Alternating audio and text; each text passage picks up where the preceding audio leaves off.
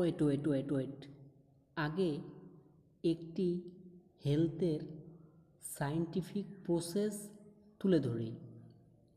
মানুষ যখন আনন্দিত হয় কোনো ঘটনায়, তখন তার ব্রেন থেকে হ্যাপি হরমোন রিলিজ হয়। আবার মানুষ যখন কোনো ঘটনায় দুঃখ বা কষ্ট পায়, তখন তার ব্রেন থেকে স্যাড হরমোন রিলিজ হয়। কিন্তু এখানে বিষয় হচ্ছে, যখন ব্রেন থেকে কোনো ঘটনায় স্যাড হরমোন রিলিজ হয়, তখন তার ব্রেন তাকে সিগন্যাল পাঠায়, তুমি এমন কিছু করো যাতে তোমার ব্রেন থেকে হ্যাপি হরমোন রিলিজ হয় এবং তোমার ব্রেনের ফিলটা ভালো হয়, তোমার ব্রেন ভালো ফিল করে। নর্মালি তখন এক একটা মানুষ এক এক রকম আচরণ করে। কেউ হ্যাপি ফিলের জন্য বাচ্চাদের শুধু খেলাধুলা করে, কেউ নিজেও খেলাধুলা করে, কেউ ঘুরতে বেরিয়ে যায়, কেউ খালি গায়ে হাঁটে, কেউ ফোনে কথা বলে, কেউ হাসির কোনো ভিডিও দেখে। এক একজন এক একভাবে নিজের ফিল ভালো করার চেষ্টা করে। কিন্তু এর ভিতরে একদল বোকা রয়েছে যারা নেশার আশ্রয় নেয়। ওয়েট, আগে আমরা জেনে নেই নেশার ভিতরে কি। নেশা বলতে সিগারেট, গাঁজা, হেরোইন, মরফিন, ইয়াবা এসবই তো। কিন্তু এগুলোর ভিতরে উপাদানটা কি? নিকোটিন।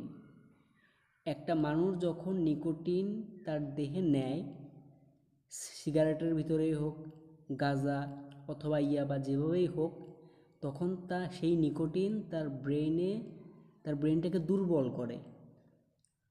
সে আশেপাশের জগৎ সম্বন্ধে কিছুটা স্থবির হয়ে পড়ে। সে সব কিছু ভুলে থাকতে পারে, নিজেকে ভালো ফিল করাইতে পারে।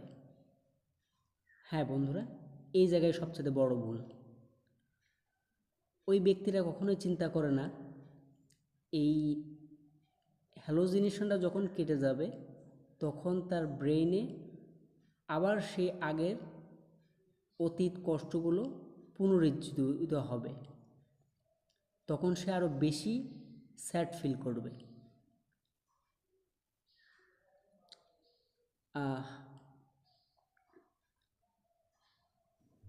কিন্তু বস, ইতিমধ্যেই কিন্তু আপনার ক্ষতি আপনি করে ফেলেছেন নেশার মাধ্যমে।